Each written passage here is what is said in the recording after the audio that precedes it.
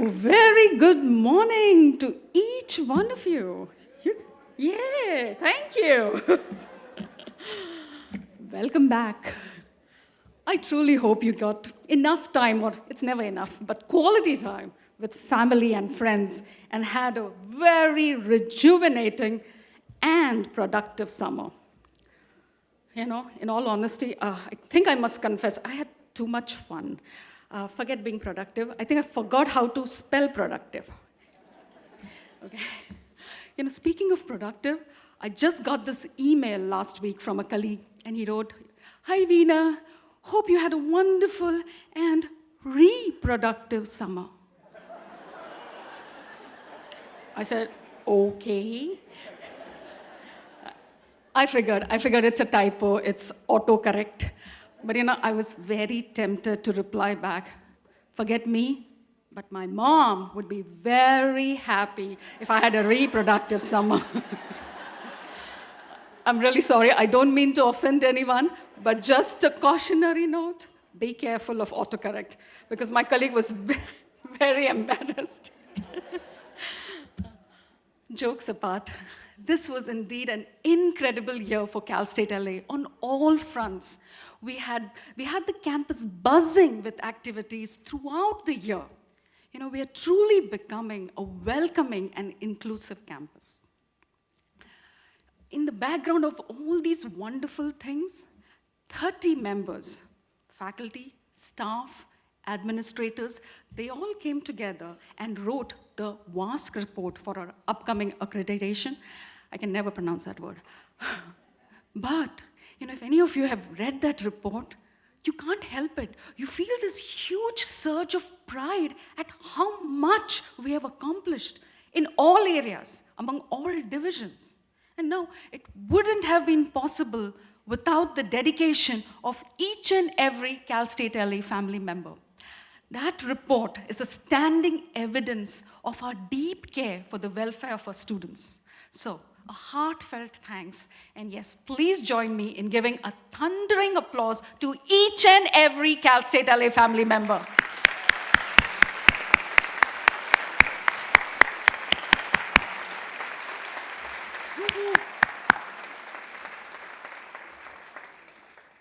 You know, every family member brings a lot of joy and, yes, contributes to the welfare of the family. It is with great pleasure and with open arms that we welcome this year 32 new faculty members.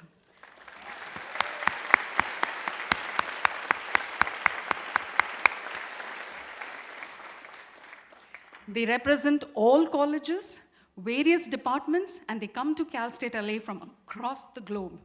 A big thank you to CETA. They have put together a wonderful video introducing our faculty members and showcasing their achievements and rich experiences. Let's take a look. Enjoy.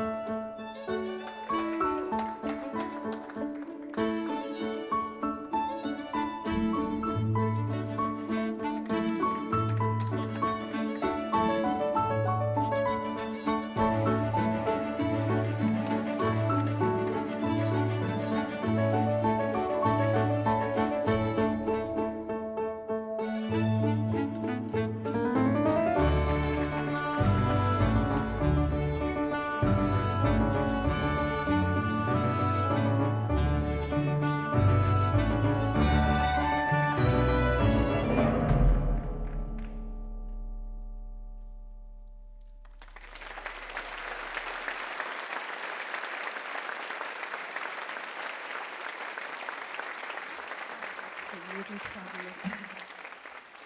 To my dear new faculty members, a big warm hug to each one of you and a very warm welcome from all of us. Welcome to the Cal State LA family. Will the new faculty please stand?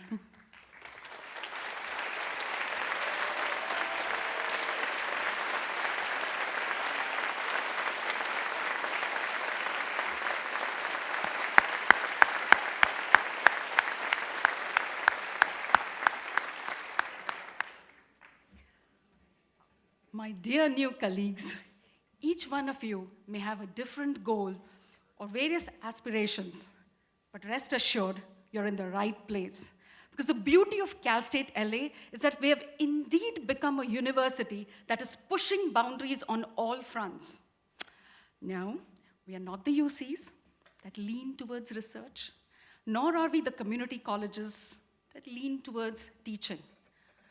We are Cal State LA. We excel at both.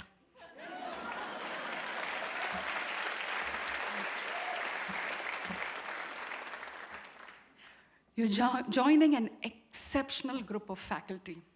Not only are they renowned scholars, but more importantly, they are very engaging teachers with unparalleled dedication for our student welfare.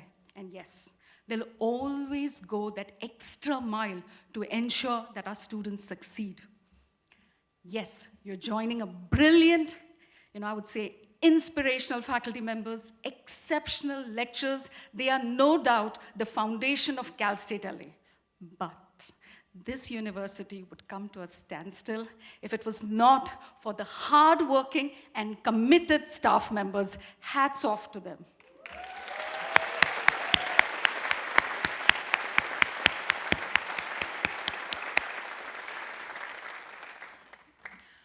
We have a determined and resourceful team of administrators with unflinching commitment for the student success.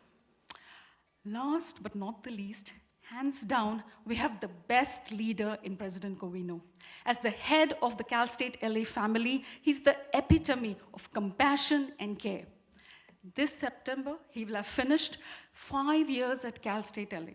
And no doubt, he has transformed Cal State LA and ensured that we are on a growth trajectory. My dear new faculty, you're joining or you're now a part of the Cal State LA family. Together, we will not only provide our students a transformative education, but we will also ensure that they soar and achieve their dreams. Thank you.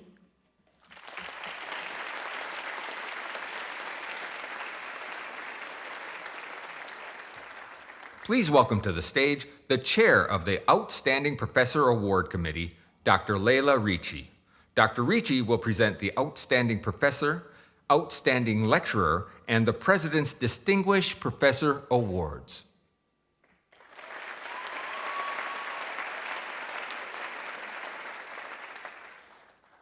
Good morning. I'm honored today to recognize several of our outstanding and inspiring colleagues whose work has deeply touched our students and our communities. As an introduction for our guests and for our new faculty, I'll first say a few words about these awards.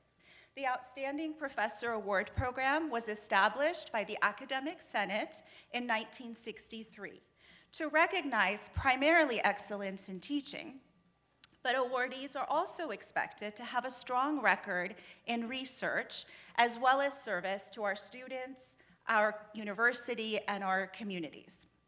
Our award recipients today include an outstanding lecturer, 4 outstanding professors, and the President's Distinguished Professor.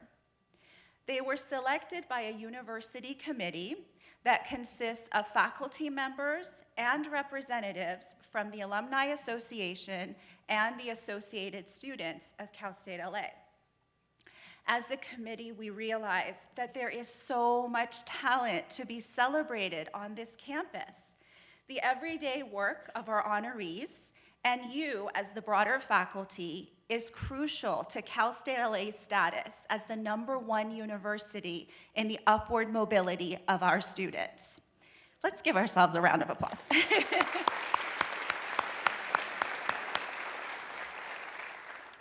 This year, like other years before, we had a highly impressive list of nominees, which required a thorough review of personnel files and thoughtful deliberation. I'd like to take a moment to thank the members of the OPA committee who spent many hours in this process last spring. Iksa Kim from the Department of Marketing, Jose Cruz Gonzalez from the Department of Theater and Dance, Enrique Ochoa from the Department of Latin American Studies and History, and Maria Ubago from Alumni Relations. And of course, committees function best with the support of staff.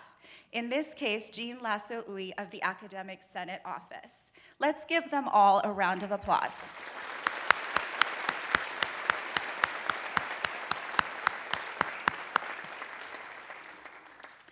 Alan Bloom from the Department of Television, Film, and Media, along with his production team of Aaron Bloom and Art Simon, created video documentaries that highlight the accomplishments of our outstanding colleagues and share their captivating stories with us. This year, we also invited our faculty recipients to include in their videos either community members or students who could speak to their impact as professors. I am deeply thankful to Alan for all of his time and effort in so brilliantly capturing the stories of our honorees. Please do give Alan a round of applause.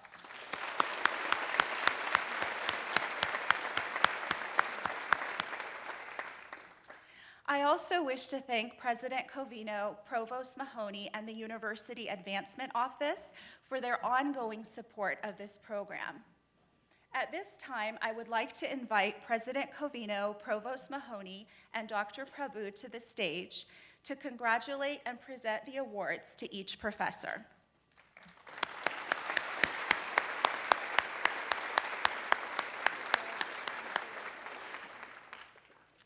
It is now my honor to present to you the recipients of this year's awards. First, the recipient of this year's Outstanding Lecturer Award is Howard Lum from the Department of Civil Engineering.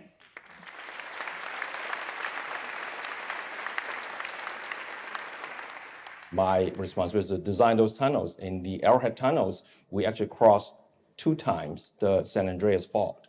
So the tunnels were designed for earthquakes to essentially withstand that earthquake and to be able to perform and continue to deliver water even after a major event. Well, I'm from Hong Kong. Just growing up, I was fascinated by looking at all the high-rise building. I mean, so it really inspired me to become like a civil engineer and a structural engineer. So basically, I grew up there, and then I went to high school there, and then I came out to the United States and went to undergraduate in the University of Wisconsin at Madison. It gave me the opportunity to really learn about engineering, but more importantly, the whole American culture. And after that, I did my master in University of California, Berkeley, in the area of structural engineering. So from that point on, I started working, on buildings, bridges, underground structures. As an engineer, we're serving people. So when we serve people, we need to know what they need, what they want. And as an engineer, we need to be able to adapt to that. A structural engineer is important in that, whatever a structural engineer design, people live in there and people take for granted that structure is going to stand, it's going to, basically perform. They don't question the building when they walk in. They don't question the bridge when they drive on. But as a structural engineer, I want to make sure that performs. Engineering is an applied science. It's not a pure science subject. So we need to know how things get built. And that's really my goal is, as a professor, I need to make sure that our students, our graduates are ready to practice, are ready to be hired, the moment they graduate. And I think they are, and I'm really proud of our students on that. Yeah. And lately, my passion has been with the senior design classes. The 2-semester class basically allow us to put the actual project into perspective. So we have real live projects, we have projects from LA Metro, Los Angeles Metro. We have projects from the County of Los Angeles, the real, flood control related structures. Also, we have projects that are upcoming from Caltrans. These are clients, they expect nothing but the top performance from the students. It's a real project to them, and we have to perform, we have to meet their criteria. So each class is unique in the sense that it depends on the project type, and we bring in the proper expertise to build the team up so that they will be ready for that, final delivery of the project. LA Metro came to us, I would say that was probably about 4 years ago. It's a competition with all the different schools coming in to bring their transportation projects. Cal State LA won number 1. So the LA Metro took our report. So they are going to move forward with a major, rework of the Union Stations. Again, some of that work came from Cal State LA. And more importantly, a few students at the end of that class were hired. Yeah, working with students actually is fun, it's great. My first career is an independent film producer, totally inspired by my wife. First, she's a director, she's a writer, she's a Cal State LA, alum in the film department. But it's really the passion in her, is the creativity in her. I was involved with a National Geographic documentary about Hoover Dam called Hoover Dam Reinvented, The independent film industry is fascinating. In a way, it's almost like engineering because there's a process. So we got to go from planning, from writing the script, to developing the script, to casting, to eventually to production and then post-production. Sounds like an engineering project to me, and I find it fascinating. We've gone through 2 films together. The first one is a short film, and then the second one is a feature film. It's going to be theatrically released in U.S. by the end of this year. Us together, kind of like, okay, we form this team, and we see how things go. I mean, I think we still talk to each other, we're still married, so I think it's good sign.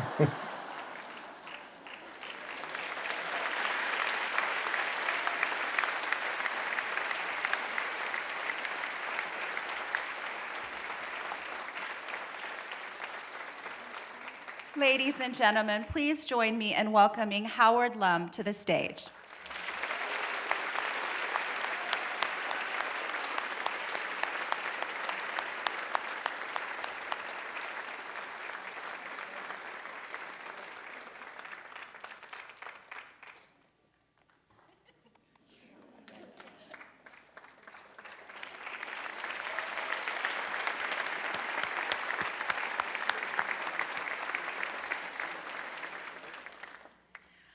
Our first outstanding professor is Dr. Ray De Leon from the Department of Kinesiology and Nutritional Science.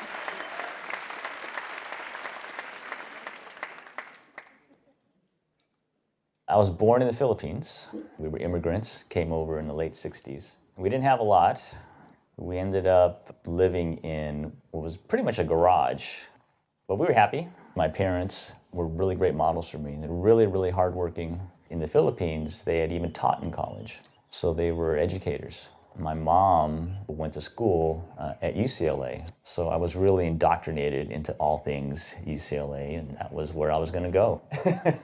My mom and dad wanted their only child to be a physician. Part of the process, I thought, would be, why don't I just check out some research and put that on my med school application. Back then, there used to be a kinesiology department. I happened to get into a research lab, and I was hooked.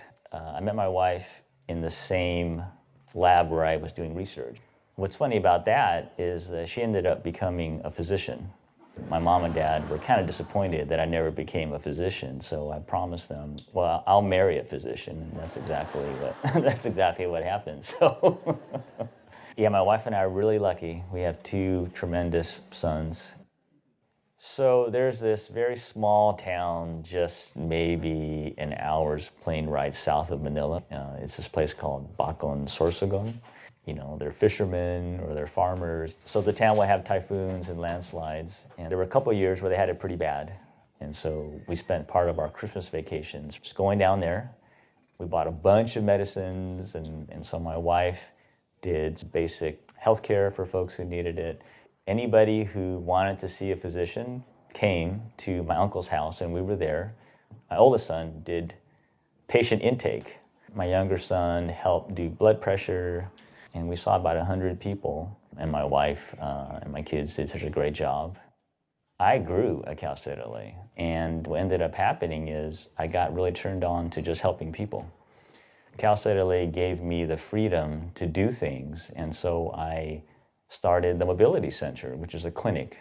The idea was to have kinesiology students learn how to do exercise therapies. So it was really a service learning kind of approach. The Cal State LA students are so good at service learning, and our students just ate it up.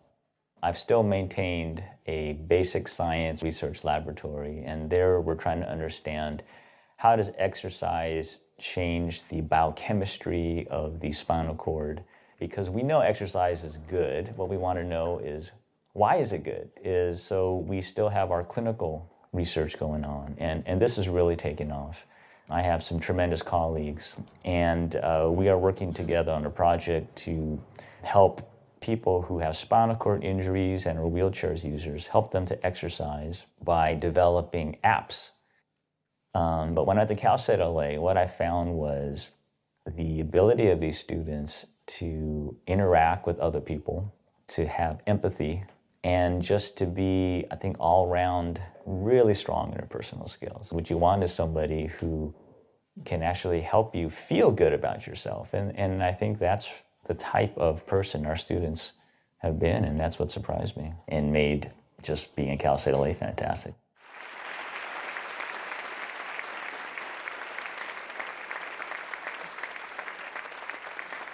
Please welcome to the stage Dr. Ray De Leon.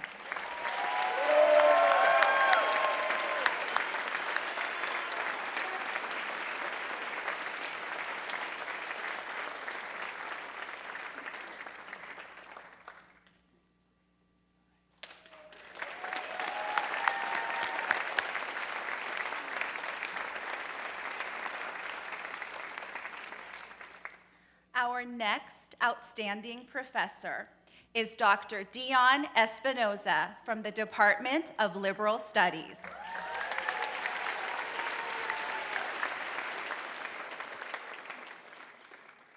I teach, I educate, I read, I write. The roots of my family are kind of in the Borderlands region.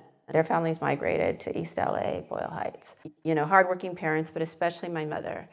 So I think that was a model I had of a woman who was self-determining, I went to Fremont Elementary. It's right around the corner from Cal State LA. So growing up was really about school. It was about learning. Well, I went to Ramona Convent Secondary School for Girls. It was actually probably majority Latina student. Like our parents had been were searching for the American dream, had worked, were coming mostly, I think, working class. And the idea that, and I see it in my research too, there's the idea that sending your kids to Catholic schools is the best education you can get. And I think my mom's idea was that's how she's going to get to college. So off I go to a big public university. And finally thought, wow, I can take classes where I can read and write and love what I do. I started to look more into ethnic studies and ethnic literature at that time. That was also when I encountered my first Chicana professor. So that's when I thought, wow, could I do that too? And when I went off to Cornell, I found myself with it was called Graduate Students for Diversity. It had already been created when I got there, and so I joined that group. And then wanting to work back to learn about the social movements of the 60s and 70s. And so asking that question, where are the Chicanas in the history of the Chicano movement? And begin to bring those voices into the historical narrative and come out of that saying, I want to write about women in the Chicano movement and understand Chicana histories of activism to change their communities for the better. My first actually tenure track job was at UW-Madison. And I was actually a joint appointment there as well in Chicano studies and women's studies, just as I was at Cal State LA for a while. I feel like I learned a lot there. I'm from here, born and raised here. And I was like, I want to go home. And so when the position opened up at Cal State LA, and I applied and I said, I'm ready to come home now. So I became the director of the Center for the Study of Genders and Sexualities at Cal State LA in 2004. I was willing to do it because it was a way to bring gender and sexuality more into the conversation on campus.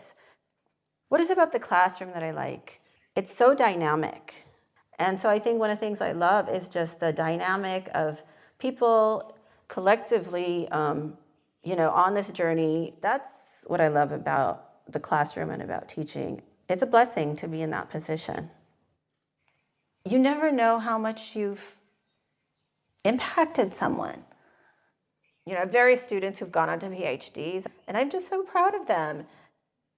I always say, we have really hardworking faculty. We do immerse ourselves as professors in the life of the institution. We're all supporting each other. Cal State is sort of integrated into our lives as a certain kind of rhythm. I love graduation. I love seeing them full regalia, smile on their face, their family, the decoration of the hats. Well, and I love seeing my colleagues at graduation. It's such a wonderful ritual. It really is.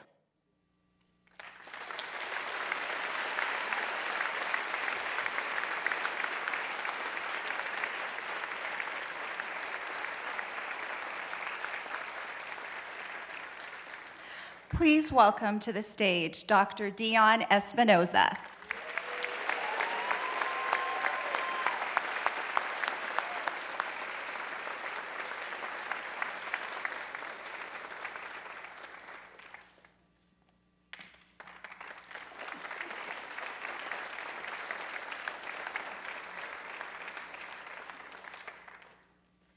The third outstanding professor is Dr. Lawson Bush from the Division of Applied and Advanced Studies in Education and the Department of Pan-African Studies.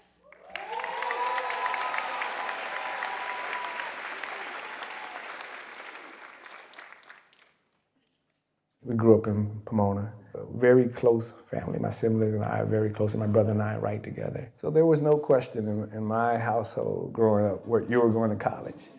My father was a head football coach, and so naturally I played football, earned a football scholarship to go to Cal Poly San Luis Obispo. From then got very serious in college and decided to pursue a PhD. I got married my last year of the doctoral program. I have 3 children, so they take a lot of my time. I got my first job at Texas Tech, and fortunate enough to have enough support around me, family and friends, and really history too, right? And so I get up with that sense of history, that sense of duty, that sense of that I owe, the sense of that the work isn't finished, and so I have to do my part. And so that's motivation. I'm a traditional African priest, what you might call a traditional healer. I studied in Ghana, in the bush, they might call it. My work in the classroom is not separate. My scholarship is not separate from my spiritual work and my family work. And in my family, I mean, my sister's a minister, my brother's a minister, so it kind of runs in the family. So there was just a lot of conversation about what's going on with Black boys. And as I began to research the literature, I found that no one had done a study. Well, I discovered that, number one, Black mothers and mothers in general play a vital role in bringing boys into manhood. I teach in education and I teach in Pan-African studies. Been fortunate enough to teach in both departments has really sustained my work there at Cal LA. And our students come with all kinds of issues beyond the pedagogy of just teaching. And so to me, it leaves me better able to serve their needs. Yeah, the classroom is often a magical place for us. We've created something special. If your job, if your vocation doesn't bring you chills or tears every now and then, you're doing the wrong thing. But I'm often reminded of the power of learning, so that never gets old. A lot of my graduate students have gone on to do some fantastic things, and I still mentor them quite often. That's definitely rewarding to see that whole process. And I said my purpose, right, is to wake and revive Black boys and men. So my purpose is clear. To me, it can't get no clearer than that. And so that's my work through rites of passages, manhood training programs. I'm gonna reach your kingdom down. What he teaches our young men to do is to stand up straight, be strong, be independent, and each one must teach one. These children honor and love him and need him, and they depend on his presence. Woman against you shall prosper. He's a 24/7 educator, so it's not just within the classroom. So it's just a great example of what it is to be an educator. When I could think of no one better to attach myself to than Dr. Bush. Along with my brother, we wrote the first comprehensive theory for Black boys and men called African American Male Theory. Every time I think in terms of my scholarship, okay, I'm sort of at the end. I have nothing else to say, right? I keep looking back at my old work. I keep reading, keep in dialogue with my brother. One major project that we're working on is the Third Testament of the Holy Bible. And we're looking at the African sojourn in the Americas as scripture. It's like the letters from the Birmingham jail that King wrote. I mean, that's scripture. You don't have to do anything else to that. And so we're pulling together scholars from across the country. For me, the goal of scholarship as an African scholar is for Black people or African people to be free. If I do that, then what else is there to do? We're done.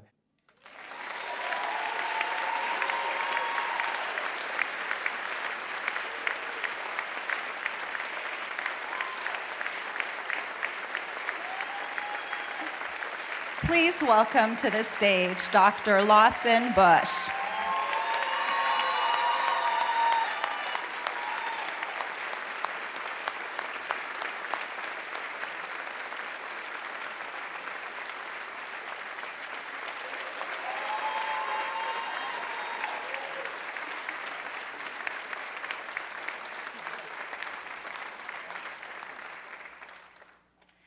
Our fourth outstanding professor is Dr. Chor Swan Nin from the Department of Anthropology.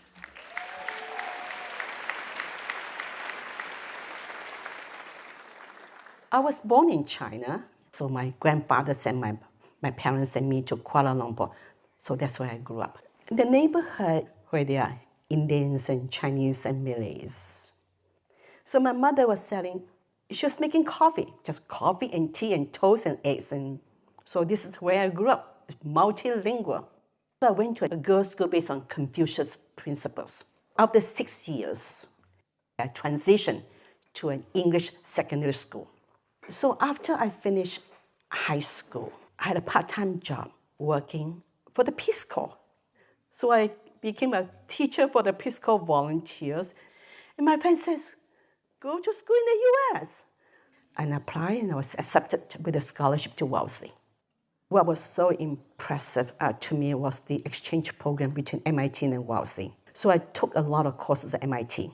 And these professors were doing research in all over the world. So that was so inspiring to see professors who were doing research. I met my future husband when I was at Wellesley. He went to UC Davis Medical School, and I went to UC Davis graduate program in anthropology. And that's where I met my professor, Dr. Lucille Newman, who had a grant from the WHO to look at how women and men in the world think about either enhancing their fertility or limiting their fertility. And the result of our collective work were published in the book called Women's Medicine by Lucille Newman. When I came back, I had my data under one arm and my baby, 6 months old, in the other arm. When I got my PhD, I went back. I went to the refugee camps with my husband. By then, I have 3 children. I dropped my kids off with friends and relatives, and we went to the camp. I had brought with me some questionnaires. I thought I could ask the women about their experience having been raped by the Thai pirates when they escaped by boat in the South China Sea. I couldn't use any of my questionnaire because there was so much loss and suffering. And I just ended up holding hands and crying with them. Dean Ted Covello, my dean, said that we have a student from Xinjiang that we could invite for our exchange program. So I took in the student, I gave a room and board. I wrote a play about what does it mean to live together, to eat together in the same household, across cultures and religion. Our students have a lot of need. It's more than just teaching the subject matter. They need encouragement. They need support. They won't ask you for it. It's up to us to show them. But how do you show them without showing that you're showing them? Because they all have something to share that I do not know. So I don't really teach. I share. I bring them along with me. My name is Jose Trinidad Castañeda, a student of Dr. Nin and a proud candidate for Fullerton City Council. We call him Trini. So he always talks about me. So I thought, well, if he talks about me, I'm going to ask him to talk about me in front of you. I remember it was up to 4 in the morning and Dr. Nin and I are on the phone talking to each other, trying to get this last edits on this report out. And I just couldn't help but think, wow, like that's commitment. In more practical terms, how do I share with the next student how to do an asylum project? And my book is all about that. My first case came when a woman asked me to help her. She was rejected by the immigration officer, so I sat her down, wrote a report, and I finally sent the report to the judge. The judge granted her asylum. So since 2002, attorneys have been asking me to help them. I want to teach my students to help other asylum seekers prepare their asylum application. Lawyers are not trained in culture, but we are. And the things we take for granted, like learning about race, culture, ethnicity, those are the ideas that are needed. People have told me if I have not won the cases for them, they won't see their parents. They'll go back to jail. They will die. So I feel that, you know what? It's my job. I have a duty as a citizen of the world to do it for anybody.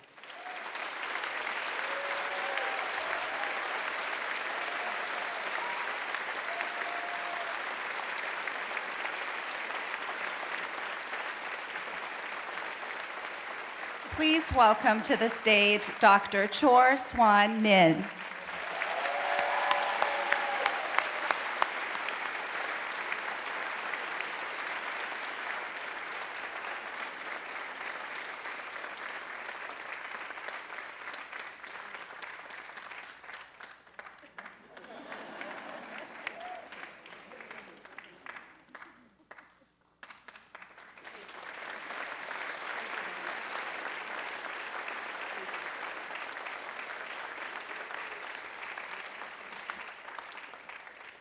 Our final award today is for the President's Distinguished Professor.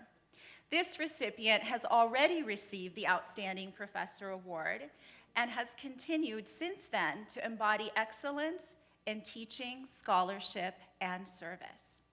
This year's President's Distinguished Professor is Dr. Daphne Liu from the Department of Mathematics.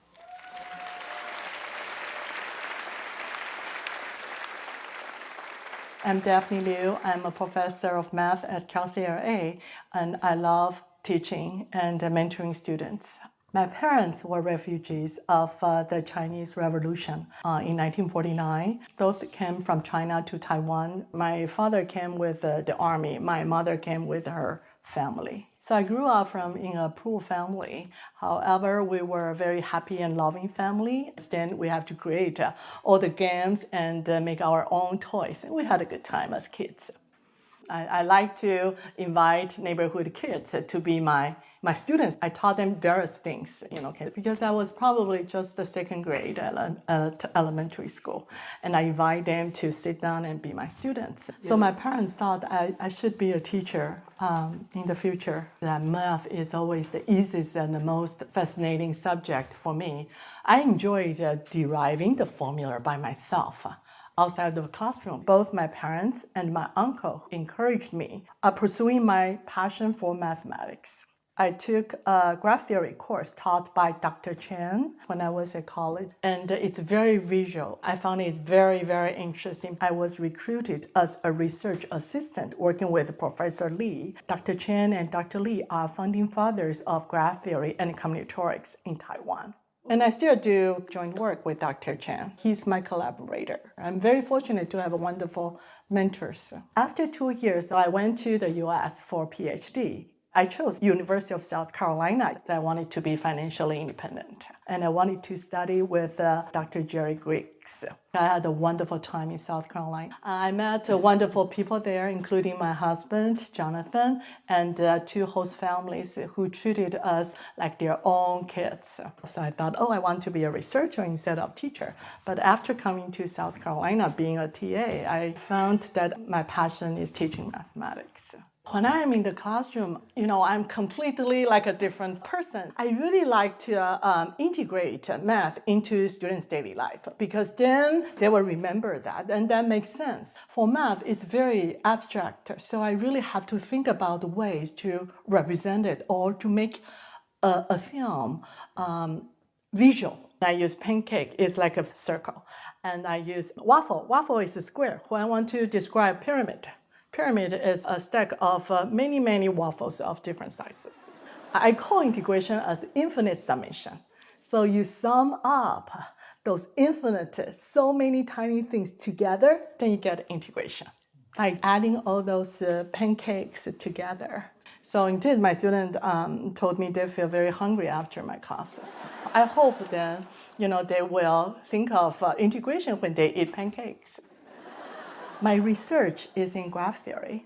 Graph theory is a great sort of introduction to that sort of higher mathematics. Graph coloring has many applications in scheduling, transportation, and many others. Some of these topics are ideal for student research. So some of my students work with me after taking my graph theory class. Working with Professor Liu in her research group, this process of doing mathematics is very rewarding. Outside of CalCRA, I spend time with my husband, Jonathan, and my 2 kids, Jessica and Anthony. I have also started taking Chinese calligraphy. So like mathematics, calligraphy is very abstract and beautiful. Taking calligraphy lessons helps me finding more accessible ways to express abstract content in mathematics to my students. I'm very thankful to great colleagues in my department, my college, and the university, especially my best friend, Sylvia Hoiba. Without her, I could not do anything. I love our students. They have to work multiple jobs while they're pursuing their degrees. I think that's one of the big takeaways from Dr. Lewis about giving back and trying to give opportunities to other students. With some support, they can thrive kind of out of our expectation. And she helped me, pursue, my dreams and to give that students that chance. The more I teach at Cal State, the more privileged I feel I am, and the more I feel like I want to work hard in order to provide the best to our students.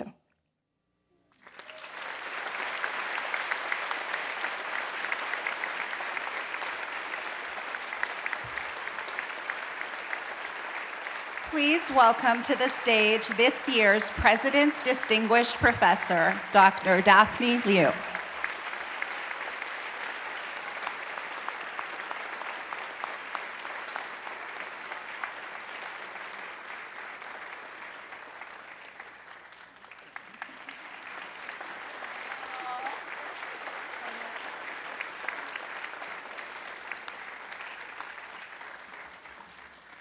It has been such a pleasure for me to serve as the chair of the Outstanding Professor Awards Committee. If you ever get the opportunity to serve on this committee, please do. We as faculty know there are committees, and then there are committees. This one is a really good one. I cannot think of anything more rewarding and such a privilege as to recognize the outstanding work of my colleagues. I hope that you too were inspired by the work and stories of our wonderful honorees. I wish you all a very productive and hopefully joyful academic year.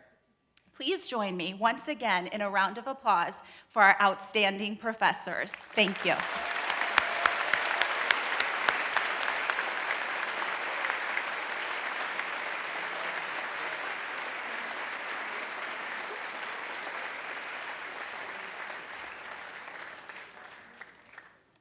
And now, ladies and gentlemen, please welcome to the stage the president of Cal State LA, Bill Covino.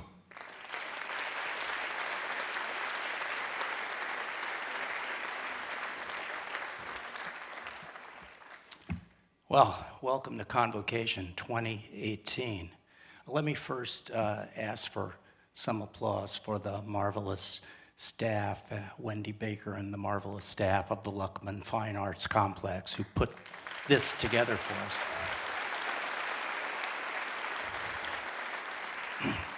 Thank you all for being here today, for sharing in the enthusiasm and excitement of this new year.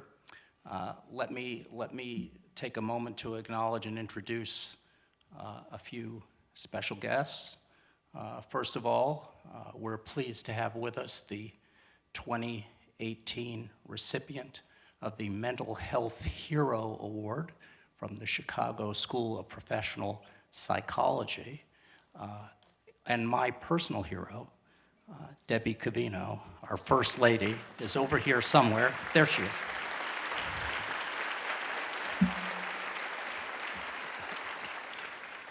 And please join me in welcoming the new Dean of the College of Arts and Letters, Linda Essig. Linda, where are you? There she is.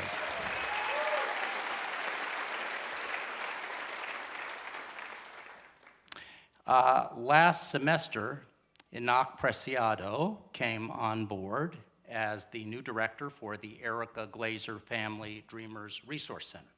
And today, we more formally welcome Enoch to the Cal State community. Enoch, where are you? There he is, back there. Okay, great. The new president of ASI, our associated students, Nia Johnson, could not be here today, but of course we wish her a wonderful year. She's brimming with excitement, new ideas for partnerships and for moving Cal State LA forward. So we look forward to a great year of working with ASI.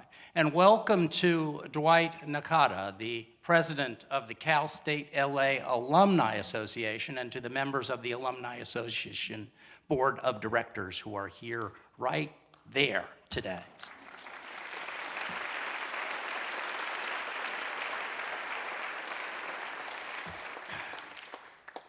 This summer, I've spent a great deal of time reflecting on our university community and our many accomplishments over the last 5 years.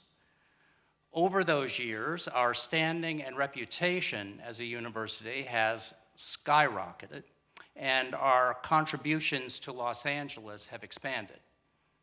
If you've taught, worked, or studied here during this time, you've seen those changes.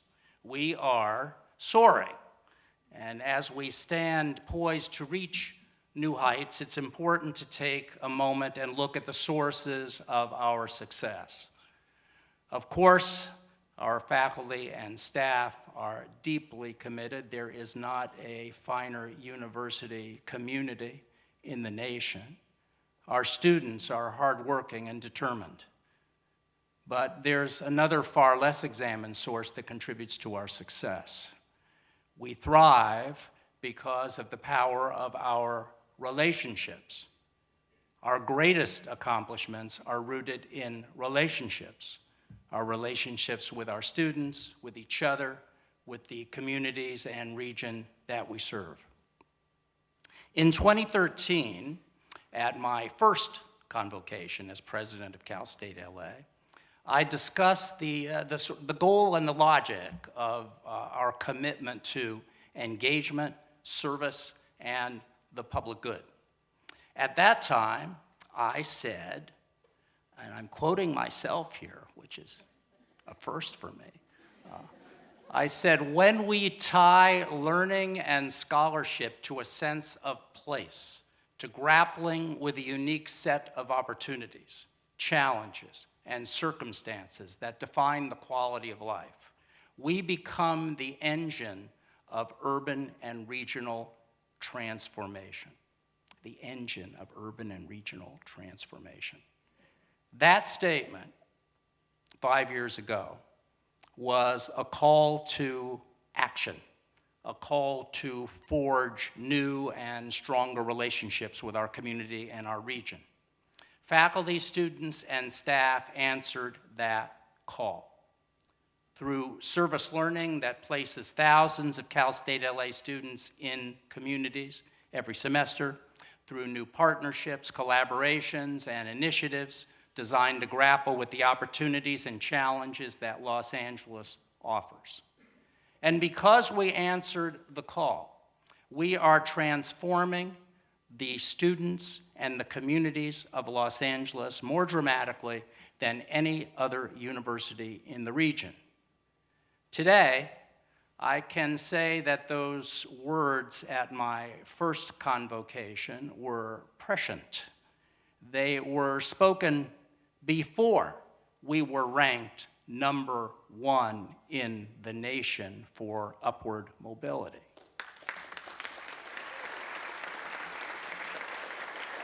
They were spoken before Mayor Eric Garcetti named Cal State LA a great university in the greatest city on the face of the earth. That's a good one. And they were spoken before we received the Eddy Award from the Los Angeles County Economic Development Corporation for our contributions to the economy of the region. Today, we stand in the national spotlight once again. In May, the Coalition of Urban and Metropolitan Universities, this is the national coalition of universities across the country that are located in urban environments. That national coalition, in partnership with the Democracy Collaborative, selected Cal State LA for its higher education anchor mission initiative. We are an anchor mission university, one of only 33 universities in the nation to receive that recognition, to receive that distinction. And we are the only designated anchor mission university, only public university in California to be designated for this anchor mission distinction. It's a really big deal. So just as we lead the nation in upward mobility, we are also a recognized national leader in building meaningful and impactful relationships that make us a vital resource in our region.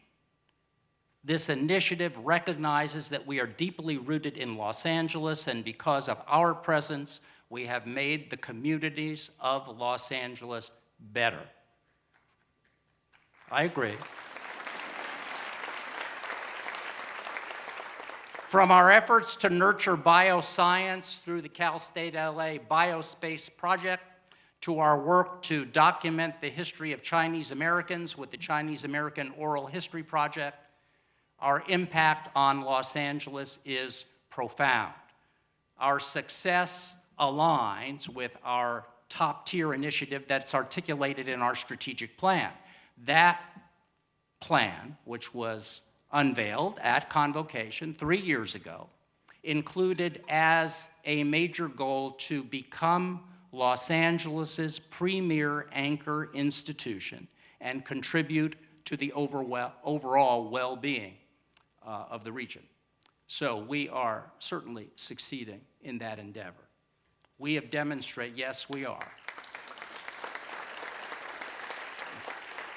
We have demonstrated that universities can and must extend their reach beyond the walls of the institution and into our communities. The university of the 21st century is a university that transforms people and places. The times in which we live are demanding for us to be more. By embracing our identity as an anchor institution in Los Angeles, we make our social value clear. The challenges and opportunities facing Greater Los Angeles are our challenges and our opportunities. Just as we prepare our students for the world, we must also prepare the world for our graduates. This is a crucial point. It's one that the LA County Economic Development Corporation CEO, Bill Allen, noted when he awarded Cal State LA its Eddie Award. He said, Cal State LA consistently strives to transform the role of the university and lay the groundwork for its students to climb the ladder. As we embrace our responsibility to serve communities, we help them because our students join them in order to help both the communities and themselves prosper. We lay the groundwork for our graduates and for others in the region to thrive. That's why our work with SELA, the Southeast Los Angeles Collaborative, is so important. The cities and communities that make up Southeast LA, communities where our students and their families live, have often been overlooked. The goal of the SELA Collaborative is to empower SELA communities to effectively address key issues that are impacting the region. The collaborative is focused on the cities of Maywood, Cudahy, Southgate, Linwood, Bell Gardens, Vernon, and the incorporated areas of Walnut and Firestone. Its priorities are to strengthen the capacity of nonprofits in the region, to promote the civic engagement of area residents, to develop a community-driven public policy agenda, and to address the dearth of research on the area by promoting and supporting a body of research that reflects the assets, opportunities, and challenges of Southeast LA. The Pat Brown Institute at Cal State LA represents the university on this collaborative, and in partnership with several foundations, has served as a backbone organization for this important effort. Our work with SELA is just one example of the kind of relationships our university has forged and the work it does throughout Los Angeles. Beyond our obvious role of educating students, we are at work on persistent and systemic challenges facing LA. We are engaged in service for the public good. This is the message that I delivered to our elected officials in the spring after the governor released a budget that offered the CSU far less than needed. We explained the true role that we play and the responsibilities we shoulder, and we shared our successes in transforming people and places.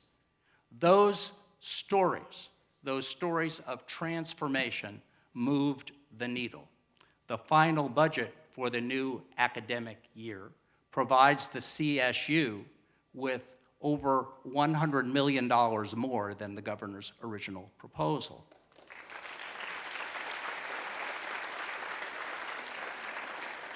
That's about $197 million, and an additional $161 million in one-time funding to expand enrollment, address deferred maintenance, and bolster campus efforts to support student well-being.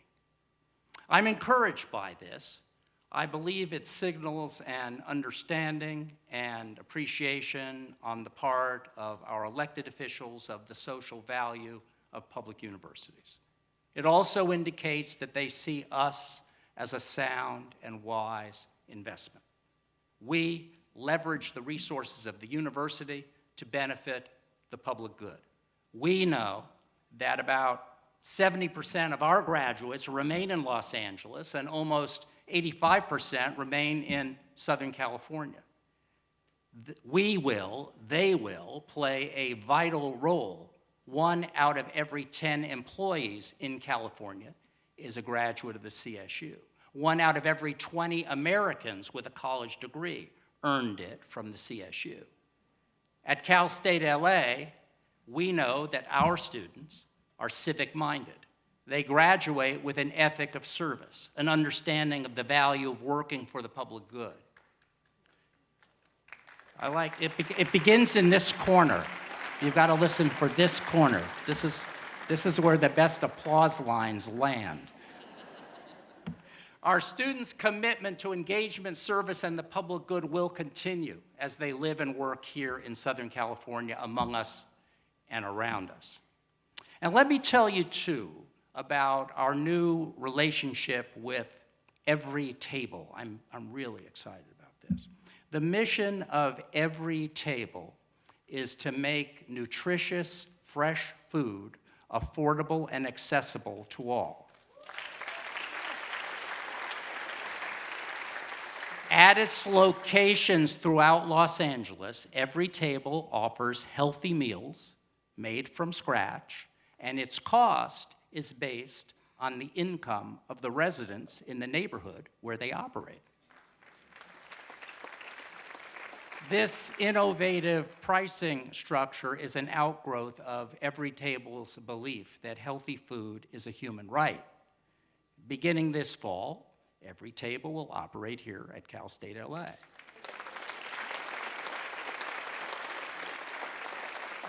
And our university community will benefit from the menu of grab-and-go healthy meals at a reduced cost. The partnership with Every Table coincides with the launch of our Community Impact Fund, a fund that will allow us to serve our university and community in new ways. This fund will help us establish and implement programs and initiatives on campus and in the community to enhance nutrition education, to address food insecurity and hunger, and to foster emerging entrepreneurship. All of Cal State LA's proceeds from Every Table will be directed into the Community Impact Fund.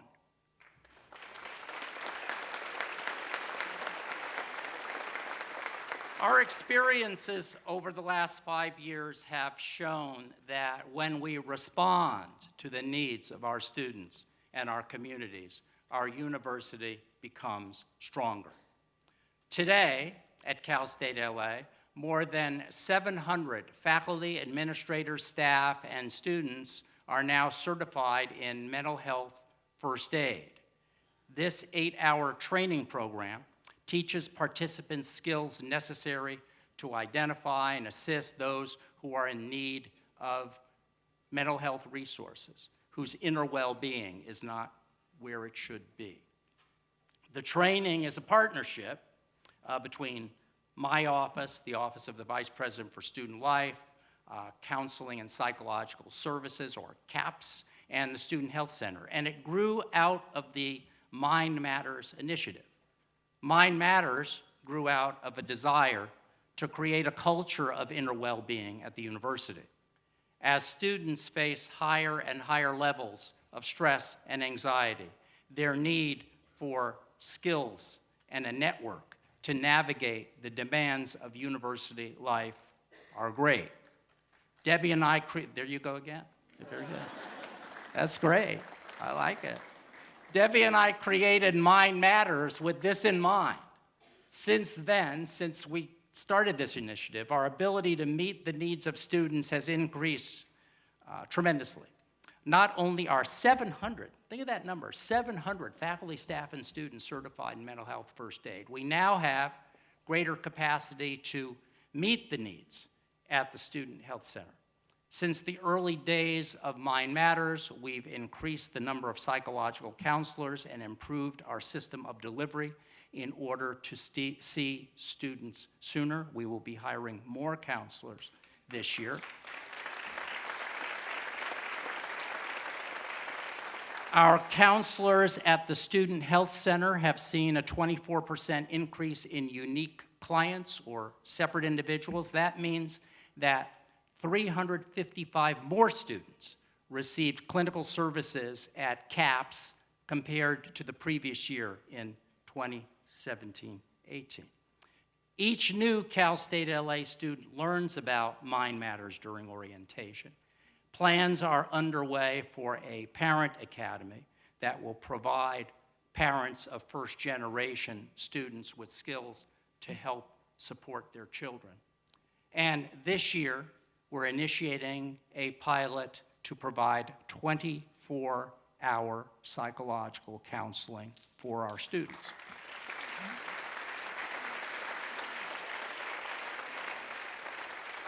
Our video this year features students talking to students about ways to nurture inner well-being. Let's take a look. College can be a very stressful time. We can feel pressure to do well in class, while also balancing a job, belonging to groups, and finding time to hang out with our friends. Honestly, it can get pretty overwhelming. Family responsibilities, homework, finances, and new independence can create stressful moments for college students. Some of it can be self-inflicted too, because of expectations to get good grades, graduate, and get a great job. That's why it's so important to have Mind Matters at Cal State LA. It offers many resources to improve inner well-being. More than 500 faculty, students, and staff have been trained in mental health first aid. You can find them on campus during Wellbeing Wednesdays wearing green We Care, I Care buttons. Counselors are available for students at no cost at the Student Health Center. They're ready to provide professional help with your personal growth and psychological wellness.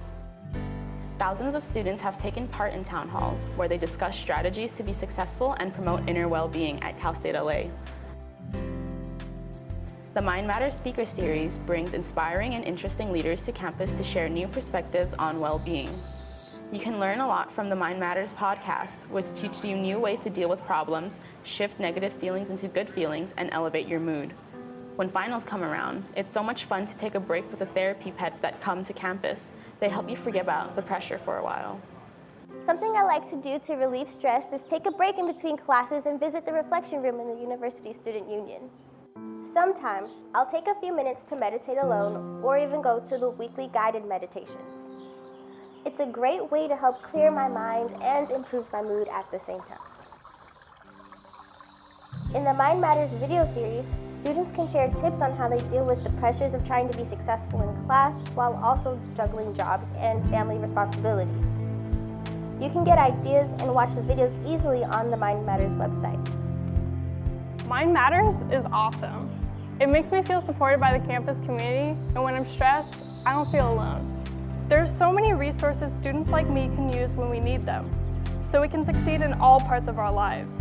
And remember, Cal State LA cares about your inner well-being.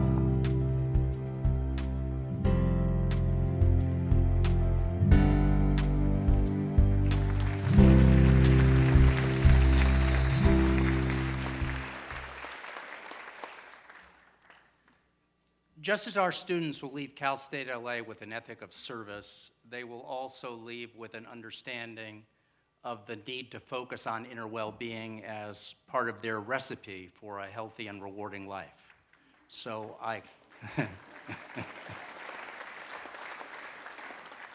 must be Debbie.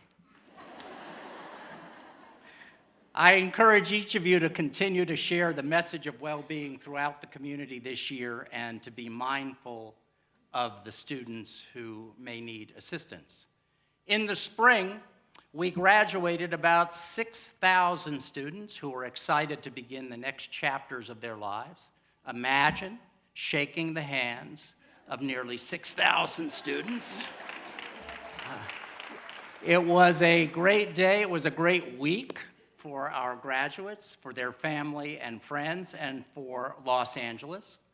When Cal State LA students climb the ladder of success, Los Angeles climbs. When Cal State LA students graduate, prepared to serve and to lead, Los Angeles reaps the benefits. That's why we chose to name our first comprehensive fundraising campaign, We Are LA, the campaign for Cal State LA. Someone already repeated it. Let's hear it. We Are LA.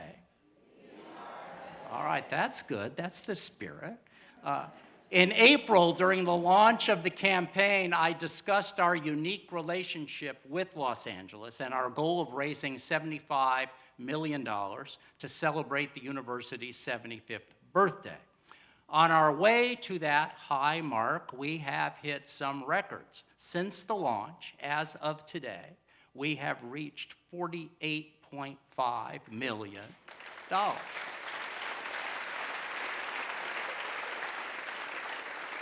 And we've had a record number of donors to the university this year. This is the highest mark we have ever reached, and we're going to keep going. More than 5,000 donors to the university over this last year. That's terrific, and that includes lots of you. I'm especially pleased to report that we received more than 1,400 gifts from students in spring of 2018. Our relationship with our alumni begins when they're students. On the campaign website, you will see the story of donors just published today who work at Cal State LA. They, like you, have an up-close view of the work that we do and what they've witnessed move them to give. A very special thank you to Alex Harwood, Gail Washington, and Amy Lim for your gifts and for allowing us to tell your story. They're on the website today.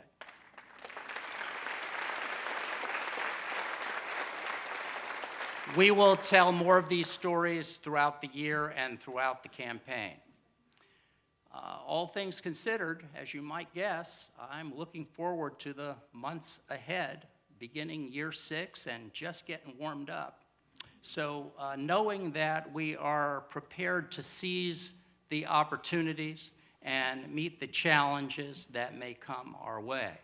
We start this academic year once again, however, facing an uncertain landscape for DACA students as we await rulings in court cases. This summer, we witnessed disturbing images of immigrant families separated at the border and the trauma that followed. We watched troubling news stories of African Americans arrested or confronted by law enforcement for innocuous acts like sitting at Starbucks.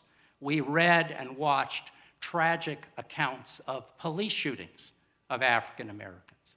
We recognize that what affects our community also affects our students.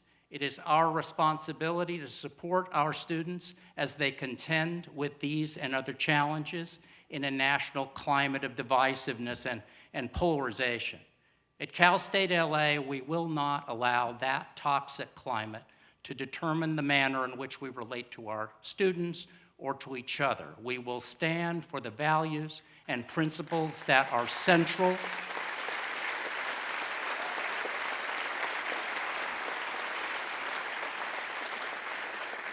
the values and principles that are central to higher education and to a civil society.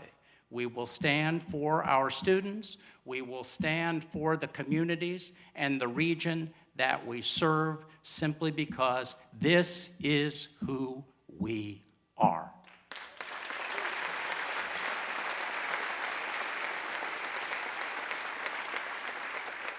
In March, we commemorated the 1968 East LA walkouts, the students who walked out to protest inequity in public education 50 years ago. Those students helped to alter our systems of education for the better. Many of the leaders from that movement were Cal State LA students. We commemorated that event by holding a spectacular walk-in attended by more than 1,000 high school students who learned about the history of the era and who were encouraged to include college in their future plans. This academic year, the Department of Chicano, Latino Studies, the first in the nation, will celebrate its 50th anniversary.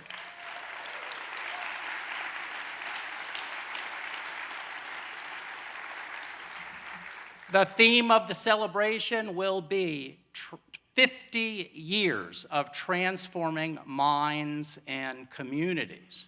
The department has organized a number of events with a kickoff lecture and reception that will feature civil rights icon Dolores Huerta,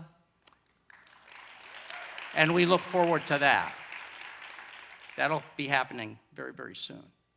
The Department of Pan-African Studies is also gearing up for the celebration of its 50th anniversary.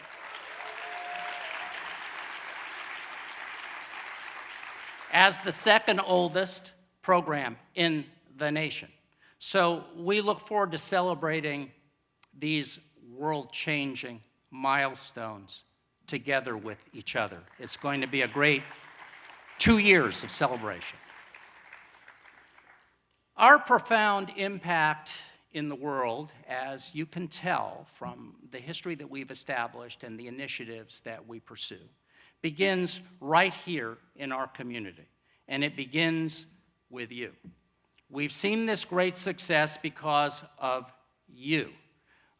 Thank you to the recipients of the Distinguished Women Award for Service. They embody engagement, service, and the public good. This year's recipients are Laura Flannery from the Program Evaluation and Research Collaborative, Bobby Galaz from Natural and Social Sciences, Rosanna Kamirian from the Department of Sociology, Maria Linus from EOP, Allison Thias from the Division of Applied and Advanced Studies in Education, Birta Fleger-Cullinan from the Department of History, Isis Stansberry from the Office of Students with Disabilities, Maria Esperanzo Ubago from Business and Economics, Andrea Zetlin from Special Education and Counseling. Any of you who are here today, would you stand, please?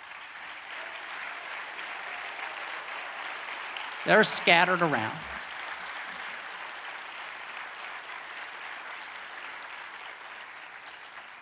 And this year's Outstanding Staff Award recipient is Arletta Hattar of the Department of Electrical and Computer Engineering for her many contributions. Arletta, are you here? There she is. She's back there.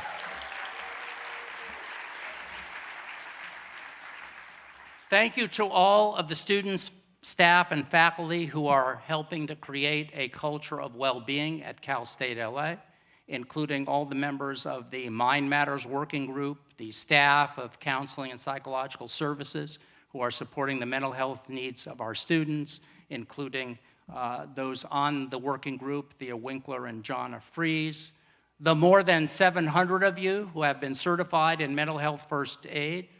A special thank you, too, to Rafe Sonnenschein and Raquel Beltran of the Pat Brown Institute for Public Affairs, and the Facilities Services 2018 Annual Champion Award winners. These are the facilities people. These are the people who do all that stuff that makes the place great. Patricia Barberina, Jovita Diaz, Hildy Dominguez, Ed Ornelas, Victor Pacheco, Marcus Romero, Ricardo Soto, Miguel Tyco, Donita Towler, Mick Murray, Jared Richard, Carl Kimberlin, Jeremy Emerson, and Brandon Urbe, and Hoa Pham. Are you, any of you who are here, please stand up and let's congratulate them. There they are, they're back there.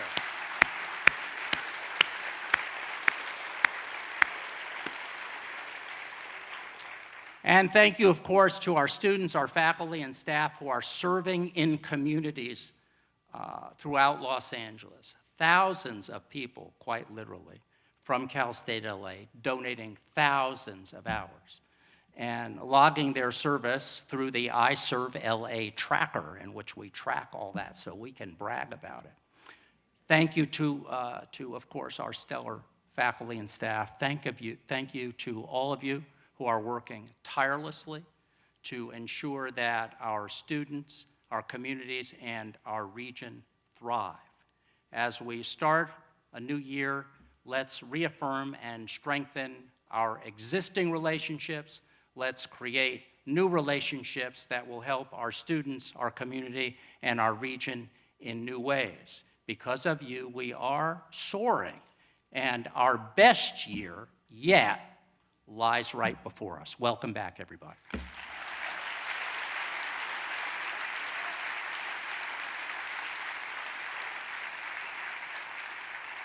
Ladies and gentlemen, please welcome back to the stage the chair of the Academic Senate, Dr. Veena Prabhu. Thank you, President Covino. I just had two quick announcements. Firstly, for the fall faculty welcome brunch, please join us at the Golden Eagle Ballrooms beginning 11 a.m. And secondly, and most earnestly, if you're feeling burdened by that heavy weight of your wallet, there are tables outside. You can pay as little as $5 or as much as your heart wants to.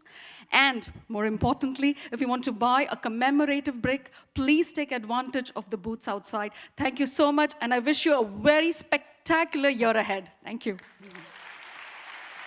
Thank you for attending Cal State LA's 2018 University Convocation.